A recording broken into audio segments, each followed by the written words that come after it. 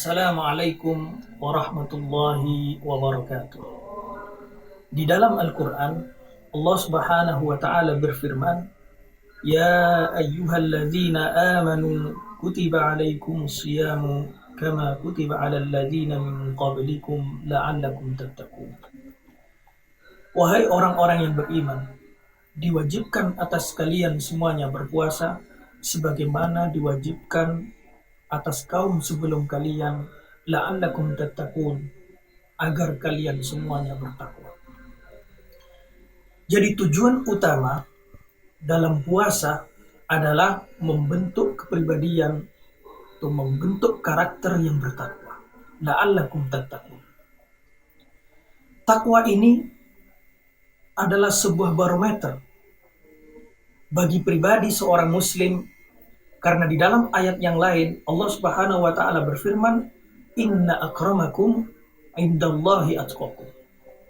Sesungguhnya orang yang paling mulia di antara kalian di sisi Allah Subhanahu wa Ta'ala adalah orang yang paling bertakwa. Begitu pentingnya takwa ini sehingga khatib Jumat setiap Jumatnya senantiasa menyuarakan atau senantiasa mewasiatkan takwa ini. Bahkan tanpa wasiat takwa di dalam khutbah Jumat, maka khutbahnya batal. Sangat penting ketakwaan ini bagi kehidupan seorang muslim.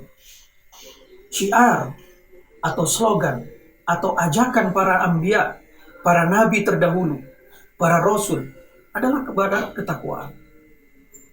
Lantas apa sebenarnya makna takwa ini? Sayyidina Ali karramallahu wajhah mendefinisikan takwa sebagai al-khawfu bil jalil wal amalu bit tanzil wal qana'atu bil qalil wal isti'dadu liyaumir rahil. Bahwa takwa adalah al-khawfu bil jalil, yaitu takut kepada Allah yang Maha Agung. Kalau kita takut dari harimau, kita lari.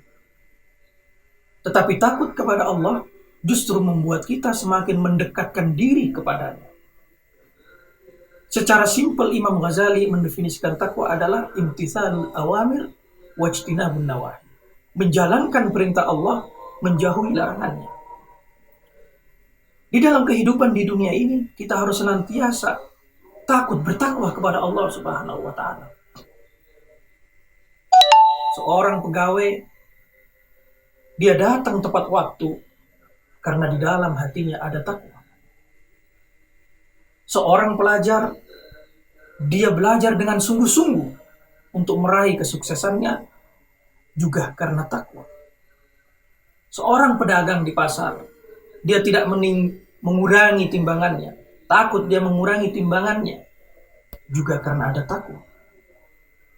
Takwa adalah senantiasa merasa diawasi oleh Allah Subhanahu wa Ta'ala. Kemudian yang kedua, definisi takwa atau bagian dari definisi takwa yang diungkapkan oleh Imam Ali adalah al-amalu bit tanzil, yaitu mengamalkan seluruh kandungan Al-Quran. Karena Al-Quran adalah sebagai pedoman bagi umat Islam, bahkan bagi seluruh manusia. Di dalam Al-Quran kita tahu bahwasannya Allah Subhanahu wa Ta'ala berfirman, Syahrul Ramadan allazi unzila fihi al-Quran. Di bulan Ramadanlah Al-Quran diturunkan. Untuk apa? Hudan linnasi, sebagai petunjuk bagi seluruh manusia. Para ulama mengatakan bukan hanya kepada umat Islam saja, tapi sebenarnya Al-Quran ini bisa menjadi pedoman bagi seluruh manusia, baik yang beriman ataupun tidak. Jadi definisi takwa yang kedua, menurut Sayyidina Ali karramallahu wajhah adalah al-amalu bit tanzil, yaitu mengamalkan isi kandungan Al-Quran. Begitu banyak saat ini bencana, banyak sekali malapetaka yang kita hadapi. Boleh jadi karena kita sudah tidak lagi mengamalkan isi kandungan Al-Quran. Kita menjauh dari petunjuk-petunjuk Al-Quran.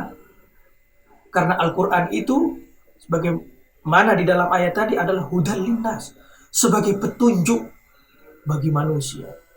Artinya apa? Jikalau kita senantiasa mengamalkan isi kandungan Al-Quran, pasti Allah Subhanahu wa Ta'ala akan memberikan hal yang terbaik bagi kita semua. Bagian yang ketiga dari makna takwa menurut Sayyidina Ali adalah al-qanaatu bil qadim, yaitu qanaah, menerima, ikhlas dengan rezeki yang sedikit. Banyak sekarang kita melihat berbagai pertikaian antar orang, berebut jabatan. Karena apa? Karena dia tidak rela, dia tidak qanaah dengan bagian yang dia dapat. Berebut harta karena dia juga tidak rela dengan rezeki yang dia dapat. Inilah sumber dari segala masalah. Bahwa seseorang sudah mulai kehilangan qanaah, sudah mulai kehilangan qanaah terhadap bagian yang diberikan oleh Allah Subhanahu wa Ta'ala.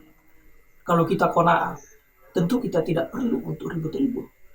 Kalau kita qanaah, kita tahu bahwasannya segala sesuatu ini sudah dibagi, sudah ditetapkan. Bahkan rezeki kita sudah ditentukan oleh Allah Subhanahu wa Ta'ala sejak 4 bulan. Jadi tidak perlu kita ribut, tidak perlu kita bertikai. Kalau seandainya kita senantiasa qanaah kepada rezeki yang diberikan Allah Subhanahu wa Ta'ala.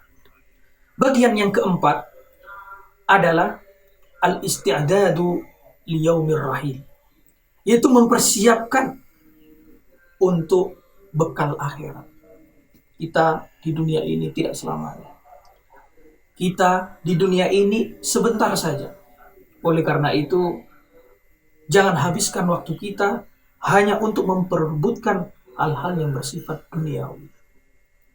Ada kehidupan yang lebih abadi setelah dunia, yaitu kehidupan akhirat.